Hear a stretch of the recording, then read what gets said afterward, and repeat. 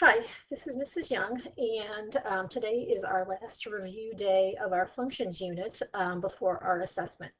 So last night for homework, you had two problems that I posted in Google Classroom. The first one was about the fence company. So I'm going to go over the homework right now, so make sure that you have it out or you're looking at it.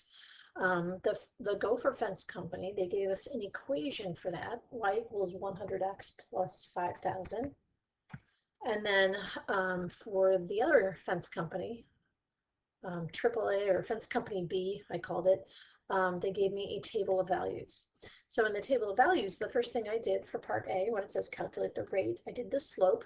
So I used those first 2 points, plug them into the slope formula, and I got a slope of $120. That's feet per fence. Again, it's the cost per length of fence, so cost per foot.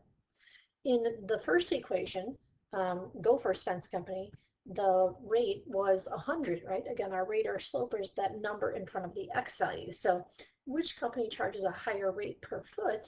Obviously 120 is bigger than 100, so company B, or maybe you said AAA Fence Company, charges a higher rate. How do I know? Because $120 is bigger than $100. The third question here is Fence Company B linear in its pricing model? And I had gone through an example of this yesterday in the video. I did my slope with the first 2 points, but I have to make sure it's the same increase in all of the points in the table. So if I go from 150 to 200, that's going up 50. 18,000 to 24,000, that's 6,000. 6,000 divided by 50 is also 120. I can look at the next values, right? 200 to 350, that goes up 150. 24,000 to 42,000, that goes up 18,000. 18,000 divided by 150 is still 120. So it's still going up at that constant rate for all the values in the table. And really, my work here is part of my explanation for this. Is it linear? I said yes. Company B or AAA Fence is linear because it's going up at a constant rate of $120 per foot of fence. So again, this kind of supports or justifies my answer. So that was the first problem in your homework. If we go over to the next page, the second problem was the trivia contest. It said that Belinda is distributing prize money where just for entering the contest, they get $5,000. And then for each additional question, they get another $5,000. So for the first correct response, they get 10,000. So no questions, you do get 5,000. This is just for qualifying for, just for entering the contest. You get $5,000. So 0 questions, $5,000. 1 question, the first question, $10,000.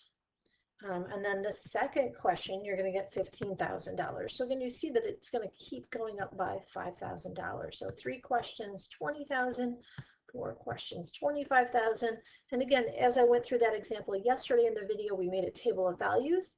Is this linear? Yes. How do I know? Because it's going up at a constant rate. Every time the number of questions goes up by 1, the amount of money, the prize money, is going up by 5,000. So that's going up at a constant rate or constant rate of change. Monty has a different plan. You don't receive anything for entering, but you get $8 for the first question. The second response is $64. The third response is $512, and so on. Again, we talked about this yesterday. You're looking for a pattern here of what's happening. 8 times 8 is 64. 64 times 8 is 512, right? So we keep multiplying by 8. So 512 times 8 is 4,096. 4,096 times 8. So again, I made a table of values using that same pattern. So is it linear? Absolutely not. As the number of questions go up by 1, it's not going up at a constant rate. Actually, it's being multiplied by 8. So there's a pattern, it's just not a linear pattern. If you try to graph this, it wouldn't be a straight line. If you get 5 questions correct, which one earns you more money? Again, this is why I made my table go up to 5. So I can see that Monty's plan is going to pay me more than Belinda's plan. So I said Monty earns more money at 5 questions because 32,768 is greater than 30,000. And then the last question here, how much more money do you earn with the plan you choose? Well, with the Monty's plan, 32,000 minus the 30,000 from Belinda's plan, you're going to make 2,768 more dollars with Monty's plan. So again, we're comparing the two relationships and showing that one is linear, one is nonlinear, and when it's better to choose Monty's plan versus Belinda's. So both of these questions are similar to ones that you'll see on your assessment. I know there is one like this prize plan. Tonight for homework, you're going to be studying for your functions assessment. What I suggest you do is study your packet that we've been working out of. Maybe make a note card to help you. And then maybe even go back and rewatch some of our videos. There's videos posted for every lesson in this entire packet.